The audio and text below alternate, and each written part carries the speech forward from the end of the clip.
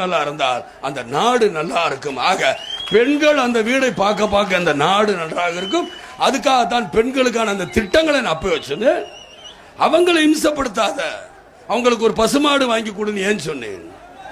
வீட்டில் சுகமாக இருக்கணும். ஏனென்றால் பசி, ஒருத்தன் எரியிற அடுப்புக்கு முன்னாடி கூட படுத்து தூங்கிடுவான் கையை வச்சு.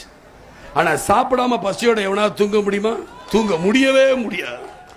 அதற்காகத்தான் பெண்களுக்கு இதை வாங்கி கொடுத்தா அவங்க வீட்டு பிள்ளைகளை ஸ்கூலுக்கு அனுப்புவாங்க, வீட்டுக்காரரை வேலைக்கு அனுப்புவாங்க, அவங்க செய்ய வேண்டிய வேலை செஞ்சிருவாங்க, நிரந்தர வருமானம் இருக்கு, நாம் எதையாவது செய்யலாமே அப்படின்னு தான். அந்த மாதிரி திட்டங்களைத்தான் நான் அன்னைக்கு சொன்னேன்.